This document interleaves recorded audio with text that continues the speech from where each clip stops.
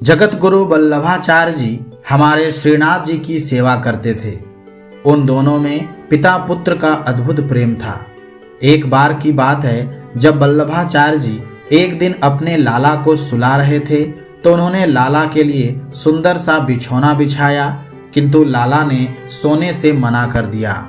वल्लभाचार्य जी ने पूछा कि लाला क्या हुआ, सोता क्यों नहीं?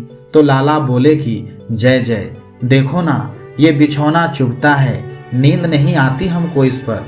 तब गोसाई जी दूसरा बिछौना लगाते हैं अच्छे से, किंतु लाला कन्हैया उस पे भी सोने से मना कर देते हैं। ऐसा करके गोसाई जी ने कई बार अलग अलग तरीके से बिछौना बिछाया, फिर भी कन्हैया नहीं सोए। तब गोसाई जी ने डांट के बोला, क्यों रे लाला, कैसे सोएगा?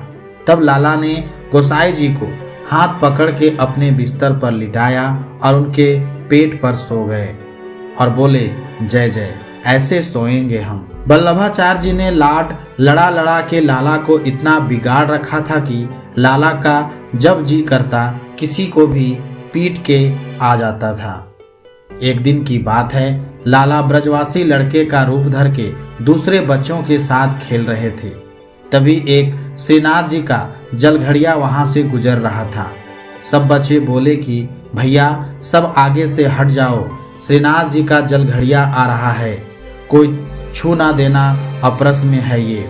लाला कहाँ मानने वाले थे, भिड़ गए जानबूझ के जलघड़िए से। जलघड़िए को गुस्सा आ गया कि मूर्ख बालक, अब दोबारा नहाना पड़ेगा, और लाला के गाल पर खींच के चाटा मार दिया।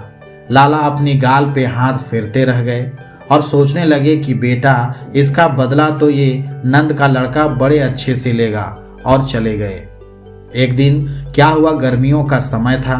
गोसाई जी ने उसी जलघड़िए को बुलाया और कहा कि लाला को गर्मी ना लगे इसलिए तुमको श्रीनाथ जी को पंखा झलना है। जलघड़िए ने हाँ कर दी और गोसाई जी अपने कमरे में चले गए। जलघड़िया सेवा तो ठीक करता था, किंतु ठाकुर जी में प्रेम नहीं था। जैसे ही वो श्रीनाथ जी के पास पंखा झलने बैठा, तभी उसको नींद आ गई और पंखा छूट के ठाकुर जी को लग गया। लाला को गुस्सा तो आया, किंतु सोचा शिशुपाल के 100 अपराध क्षमा किए थे, इसका एक तो करना बनता है। ठाकुर जी चुपचाप खड़े हो गए, किंतु जलघड़िए की फिर से आंख लगी और पंखा फिर छूट के ठाकुर जी के मुख पे लगा। अब की बार लाला को आया गुस्सा और अपने गाल पे लगे चाटे को याद किया। फिर तो लाला ने भी जलघड़िए को ऐसा खींच कर चाटा मारा कि सीधा मंदिर के प्रांगण से बाहर जाके गिरा। चिल्लाने की आवाज सुनी तो गोसाई जी भागे भागे आए और देखा तो जलघड़िया अपनी गाल पे हाथ लगाए कोने में बैठा है। गोसाई जी ने पूछा तो उसने बताया कि मैं तो पंखा झल रहा था, तभी अचानक किसी ने थप्पड़ मारा मुझे। गोसाई जी सीधे ठाकुर जी के पास गए और पूछा, क्यों रे लाला, तूने मारा उसको? तब लाला बोले जय जय, मारता नहीं तो क्या करता, मेरी सेवा करते करते सोता है और 2 बार पंखा मेरे मुंह पे मार दिया। मैंने भी ऐसा मारा है कि अब कभी सेवा में नहीं सोएगा।